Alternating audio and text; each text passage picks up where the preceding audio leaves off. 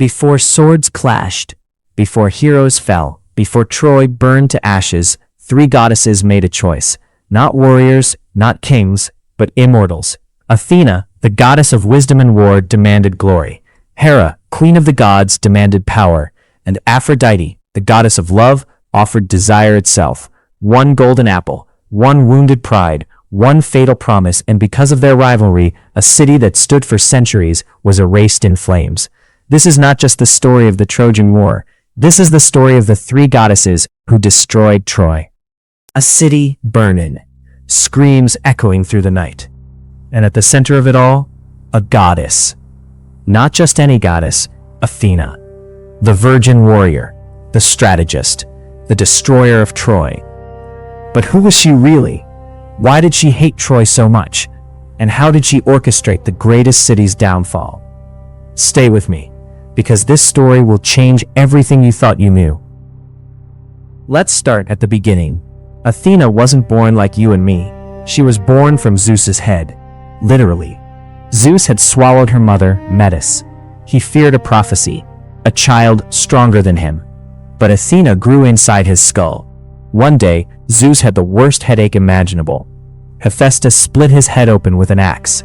Out came Athena, fully grown, fully armored, ready for war. Her symbols told her story. The owl, wisdom; the olive tree, peace through strength; the aegis, protection and terror; the spear, strategic warfare. She wasn't like Ares, the god of war. Ares loved bloodshed for its own sake. Athena? She loved calculated victory. She was patron of heroes. Odysseus, her favorite. Perseus, she guided his hand. Heracles, she aided his labors. But here's what made her dangerous. She held grudges. Long ones. And when Athena decided you were her enemy, your city would fall. Your legacy would crumble. Your name would become a warning. She didn't just defeat enemies, she erased them. Her virtues were many: wisdom, strategy, crafts, justice. She taught humans to build ships, to weave cloth, to tame horses, to cultivate olives. She was civilization itself. But civilization has a dark side, and Athena knew how to weaponize it. Remember this about her.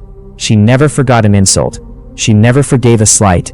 And Troy insulted her deeply. The destruction of Troy started at a wedding. Peleus and Thetis were getting married. All the gods were invited, except one, Eris, the goddess of discord. She was furious, so she crashed the party anyway.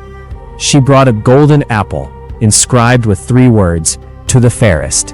She tossed it among the goddesses. 3 goddesses claimed it. Hera, queen of the gods; Athena, goddess of wisdom; Aphrodite, goddess of love. They needed a judge. Zeus was smart. He refused to choose, so they picked a mortal, Paris, prince of Troy. Each goddess offered him a bribe. Hera promised power, rule over all of Asia. Athena promised glory, victory in all battles. Aphrodite promised love, the most beautiful woman in the world. Paris chose Aphrodite. Big mistake. That woman was Helen of Sparta, already married to King Menelaus. Paris sailed to Sparta. He seduced Helen, or she fell in love with him. The stories differ. Either way, they fled to Troy together. Menelaus was enraged. He called on all Greek kings. They had sworn an oath to defend Helen's marriage. The Trojan War began, and Athena, she was watching, furious, humiliated, vengeful. Paris had rejected her. He chose beauty over wisdom, lust over strategy. Troy would pay. Not just Paris, the entire city, every man, every woman, every child. Athena's rage knew no bounds. But here's the thing about Athena. She didn't rush into battle mindlessly. She planned. She schemed. She waited. The war would last 10 years, and Athena would spend every moment plotting Troy's total annihilation. The Greek army assembled, over 1,000 ships, led by Agamemnon, with Achilles the greatest warrior, Odysseus the cunning strategist, Ajax the mighty defender, and Athena guided them all. She appeared on the battlefield constantly, sometimes in disguise, sometimes in full divine glory. She turned the tide of battles. She protected her favorites. She killed Trojans with her own hands. When Achilles fought Hector, Athena was there. She tricked Hector, disguised as his brother, told him to stand and fight. Hector believed her. He faced Achilles and died. She protected Diomedes. In one day he wounded two gods, Aphrodite, Ares. How did a mortal accomplish this? Athena lifted the mist from his eyes. She let him see the gods clearly. She drove his chariot. She guided his spear. But Troy had gods too. Apollo supported them. Aphrodite loved Paris. Ares sided with the Trojans. Even Zeus showed them favor. The war became a stalemate. Year after year, death after death. Neither side could win. Then Achilles died. Paris shot him in the heel, his only weakness. The Greeks were demoralized. They considered leaving, abandoning the war, going home as failures. Athena couldn't allow that. She whispered to Odysseus, the man famous for cunning, the man who thought like her. Together, they conceived a plan so brilliant, so deceptive, so devastating, that Troy would never see it coming. Imagine you're a Trojan. You wake up one morning. You look out from Troy's walls. The Greek camp is empty. The ships are gone. The beach is deserted. After 10 years of war, after 10 years of death, after 10 years of siege, your enemies have vanished. Could it be? Is the war over? Then you see it. A massive wooden horse, standing alone on the beach. Beautiful, mysterious, enormous. The Trojans debated. Some said burn it. Laocoon, a priest, warned them, beware Greeks bearing gifts. He threw his spear at the horse. It thudded against the wood. If they'd listened to him. But Athena intervened. She sent 2 sea serpents. They strangled Laocoon. They killed his sons. The Trojans took this as a sign. The gods wanted them to accept the gift. A Greek prisoner was found. Sinon was his name. Actually, he was a plant, part of the plan. He told the Trojans a lie. The horse was an offering to Athena, built to gain safe passage home, made too large to fit through Troy's gates, because if Troy took it inside, Athena would protect Troy forever. The Trojans believed him. They tore down part of their own wall. They dragged the horse inside. They celebrated all night. Wine flowed freely. They thought they'd won. They thought the war was over. They thought they were safe. Inside the horse, Greek warriors waited. Odysseus, Menelaus, Diomedes, and others, handpicked by Athena herself. That night when Troy slept, when guards were drunk, when no one was watching, the Greeks emerged. They opened the city gates. The Greek army, hidden nearby, rushed in, and Athena led them, with spear raised high, with aegis gleaming in firelight, with fury in her eyes. What happened next was massacre. Not war, massacre. The Greeks showed no mercy. King Priam was killed at his altar. His son Hector's infant son, thrown from the walls. They couldn't risk revenge. Women were taken as slaves. Queen Hecuba, Andromache, Cassandra. Buildings burned. Temples were desecrated. Troy's treasures were looted. But one desecration went too far. Ajax the Lesser found Cassandra. She had taken refuge in Athena's temple, clinging to Athena's statue, seeking sanctuary. Ajax dragged her away. He violated her, right there in Athena's temple. Even Athena was appalled. Yes, she wanted Troy destroyed, but this was sacrilege. Her temple, her statue, her priestess. Ajax had crossed a line. The Greeks didn't punish him, so Athena turned on them too. She asked Poseidon for help. Together they destroyed the Greek fleet. Many ships sank on the journey home. Ajax himself was struck by lightning. Only Odysseus escaped her full wrath, but even he wandered for 10 years. Athena's anger had limits, but her memory never faded. Troy was gone, burned to ash, its people dead or enslaved, its walls crumbled to nothing. A warning to all mortals: never insult a goddess, never reject Athena, never underestimate her capacity for revenge. So, who was Athena? She was wisdom and warfare, strategy and destruction, civilization and annihilation. She helped heroes rise, and she made empires fall. Troy insulted her once, just once, and she spent 10 years erasing them from history. The lesson? The gods are not your friends. They are forces of nature, beautiful, terrible, eternal. And Athena, she was the most dangerous of all, because she never acted in anger. She acted with perfect, calculated precision. Troy did not fall because of Achilles. Troy did not fall because of Helen. Troy did not fall because of fate. Troy fell because a goddess was insulted. Her name was Hera, queen of Olympus, wife of Zeus, protector of marriage, and the most unforgiving mind among the gods. Once Hera chose vengeance, no wall was high enough, no prayer loud enough, and no hero strong enough to save Troy. By the end of this video, you'll understand something disturbing. The Trojan War was not an accident. It was not destiny. It was not even about Helen. It was a 10-year punishment, carefully engineered by Hera herself, and Troy was never meant to survive. Most people misunderstand Hera. They call her jealous, petty, cruel, but that's not the full truth. Hera was order. She ruled hierarchy, marriage, legitimacy, power, and nothing angered her more than disrespect. Not betrayal, not war, disrespect. When mortals challenged Zeus, he struck with thunder. When mortals challenged Athena, she struck with strategy. When mortals challenged Hera, she waited, and she destroyed everything they loved. It began with a wedding, the marriage of Peleus and Thetis. All gods were invited, except one.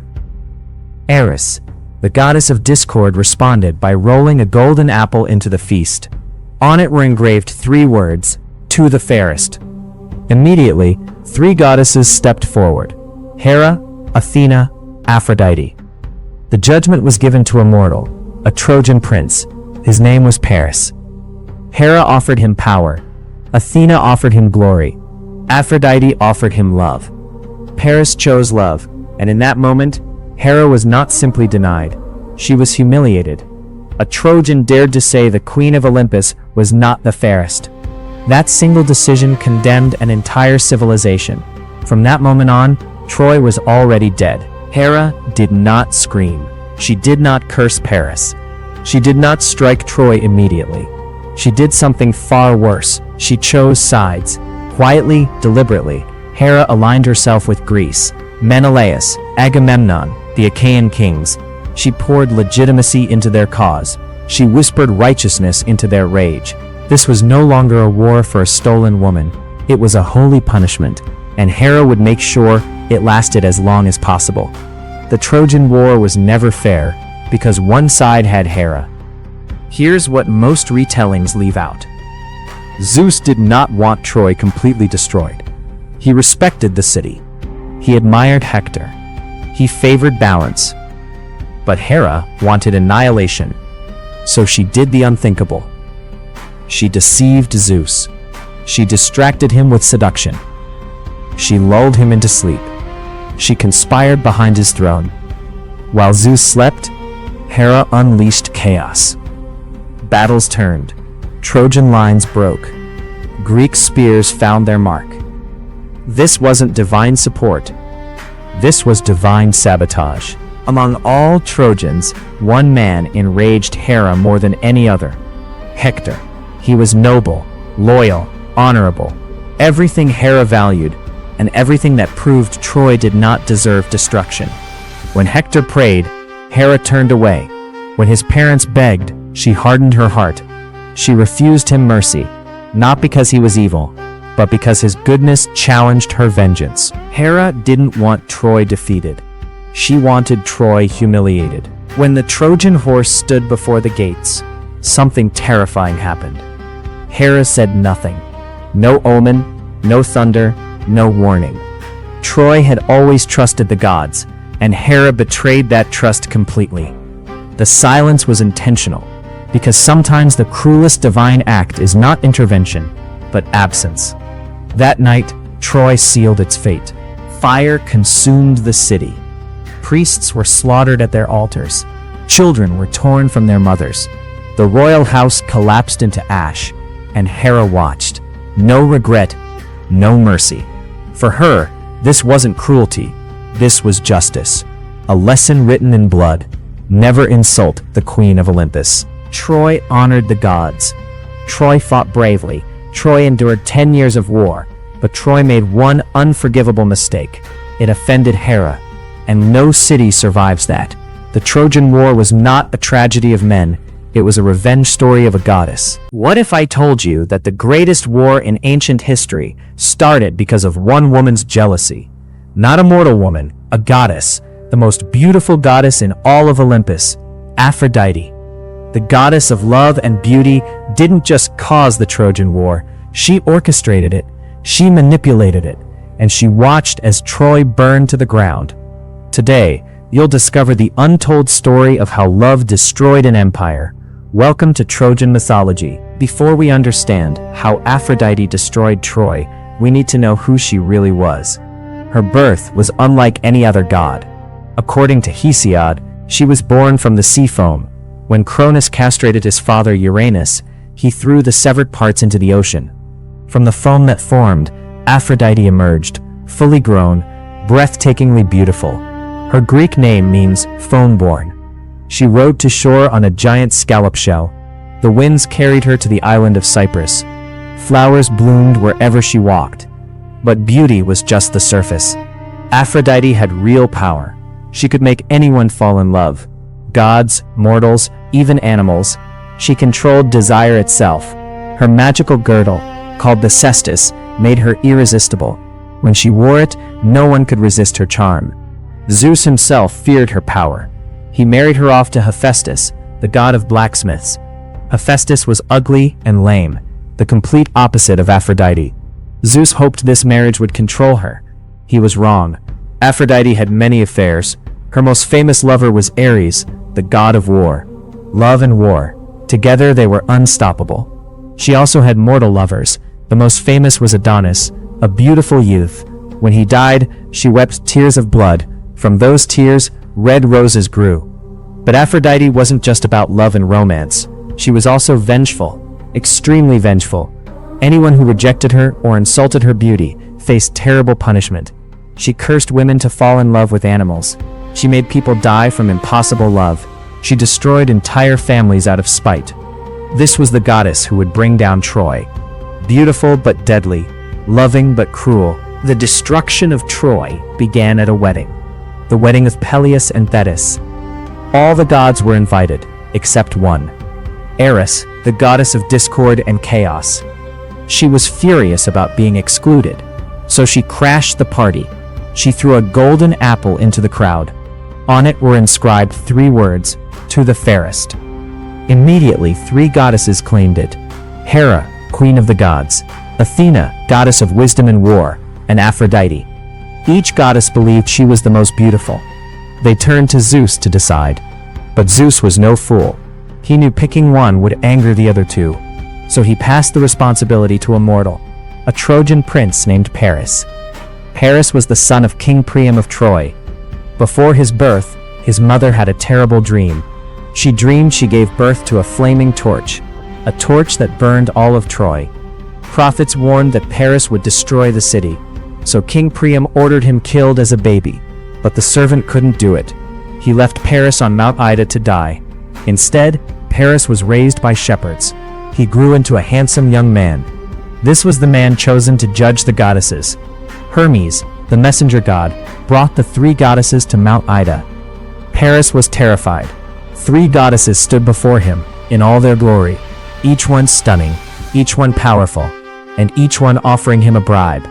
Hera spoke first. She offered him power. She would make him the king of all Europe and Asia. He would rule the world. Then Athena spoke. She offered him wisdom and glory in war. She would make him the greatest warrior who ever lived, invincible in battle.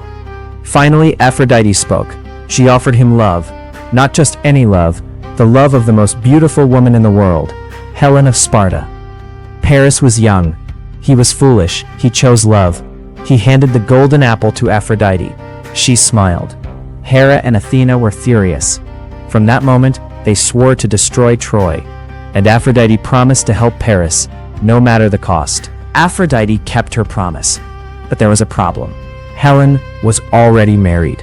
Her husband was Menelaus, king of Sparta. Helen's beauty was legendary. She was the daughter of Zeus, born from an egg after Zeus seduced her mother as a swan. Every king in Greece had wanted to marry her. To prevent war, Helen's father made all her suitors swear an oath. They would defend her marriage to whoever she chose. She chose Menelaus. Paris returned to Troy and was recognized as a prince. His father welcomed him back. The prophecy was forgotten. Then Paris was sent on a diplomatic mission to Sparta. Menelaus welcomed him with open arms. The Greeks valued hospitality above all. Paris stayed in their palace, ate their food, drank their wine, and met Helen. Aphrodite went to work. She struck Helen's heart with desire. She clouded Helen's judgment, made Paris irresistible in her eyes. Helen fell madly in love with Paris. Some say she went willingly, some say she was forced. The truth is somewhere in between. Aphrodite's magic made resistance impossible. When Menelaus left Sparta for a funeral, Paris made his move. In the dead of night, he took Helen. They fled to Troy by ship. But they didn't just take Helen. They took gold, treasures, servants. This wasn't just about love. It was theft. It was betrayal. The greatest violation of hospitality in Greek culture. When Menelaus returned and found Helen gone, he was devastated. He called upon every Greek king who had sworn the oath. They had to help him get Helen back. His brother Agamemnon led the call to war. 1,000 ships gathered, the greatest army Greece had ever assembled, all because Aphrodite wanted to win a beauty contest. The war raged for 10 years, and Aphrodite was there every step of the way. She took Troy's side. She protected Paris. She intervened in battles, but she wasn't alone. The gods had chosen sides. Supporting Troy were Aphrodite, Apollo, Ares, and Artemis. Supporting Greece were Hera, Athena, Poseidon, and Hephaestus. The Trojan War became a war among the gods themselves. One of the most famous moments was Paris's duel with Menelaus. The war could have ended right there. Whoever won would take Helen. Paris was losing badly. Menelaus was about to kill him. But Aphrodite couldn't let that happen. She appeared on the battlefield, wrapped Paris in a cloud of mist, and whisked him away to safety. She placed him in Helen's bed. The Greeks were furious. The duel was a cheat. The war continued. Later, Aphrodite tried to save her son Aeneas. Aeneas was a Trojan hero. His father was the mortal Anchises. During battle, the Greek warrior Diomedes attacked Aeneas. Aphrodite rushed to protect her son, but Diomedes had the blessing of Athena. He saw through Aphrodite's protection, and he did something unthinkable. He wounded a goddess. His spear struck Aphrodite's wrist. Ichor, the blood of the gods, flowed from her wound. Aphrodite screamed and fled to Olympus. The other gods mocked her, especially Athena and Hera. They said she wasn't meant for war. She should stick to love and seduction. This only made Aphrodite more determined. She would show them. Throughout the war, Aphrodite used her powers subtly. She clouded judgment. She stirred emotions. She kept Paris and Helen together even as Troy burned. Helen grew to hate herself. She called herself a curse. She wanted to return to Menelaus. But every time she tried, Aphrodite's magic pulled her back. Helen was a prisoner of love, and thousands died because of it. The greatest heroes of Greece fell: Achilles, Ajax, Patroclus. Troy's defenders also perished. Hector, Troy's greatest warrior, was killed by Achilles. Even Paris himself fell, shot by a poisoned arrow. But still, Troy stood. The walls were too strong. The Greeks couldn't breach them, until Odysseus had an idea. The Greeks built a giant wooden horse. Inside, they hid their best warriors. Then they pretended to sail away. The Trojans thought they had won. They found the horse on the beach. They believed it was a gift to the gods. Some Trojans were suspicious. The priest Laocoon warned them. He said, "I fear Greeks even bearing gifts." He threw a spear at the horse. But Athena intervened. She sent serpents to kill Laocoon and his sons. The Trojans saw this as a sign from the gods. They brought the horse inside the city walls. That night they celebrated. Wine flowed freely. Music filled the streets. For the first time in 10 years, Troy felt safe. But as the city slept, the Greek warriors emerged. They opened the gates. The Greek army, which had been hiding nearby, poured in. What followed was a massacre. The Greeks showed no mercy. They killed men, enslaved women, murdered children. They burned temples, destroyed homes. The mighty city of Troy was reduced to ashes. King Priam was slaughtered at his own altar. His grandson Astyanax was thrown from the walls. The royal family was wiped out. And Helen? Menelaus found her in the burning city. He had vowed to kill her, but when he saw her beauty again, his anger melted. Some say Aphrodite intervened one last time. She made Helen irresistible once more. Menelaus took Helen back to Sparta. They lived together until they died. But the cost was unimaginable. Tens of thousands dead, an entire civilization destroyed. All because of one goddess's vanity. Aphrodite had won the golden apple. So who was Aphrodite? She was the goddess of love. But she was also the goddess of destruction. Her beauty started wars. Her jealousy ended empires. The Trojan War wasn't just about Helen. It was about divine pride. It was about a goddess who couldn't bear to lose. Aphrodite didn't destroy Troy with armies. She destroyed it with desire, with manipulation, with the most powerful weapon in the universe, love. The ancient Greeks understood something we often forget. Love isn't always gentle. It isn't always kind. Love can be the most dangerous force of all. Aphrodite showed us that beauty has power, desire has consequences, and sometimes, love destroys more than it creates. The Trojans learned this lesson too late. Their city burned, their people enslaved, all because they trusted in the wrong goddess. So the next time you hear about Aphrodite, remember this.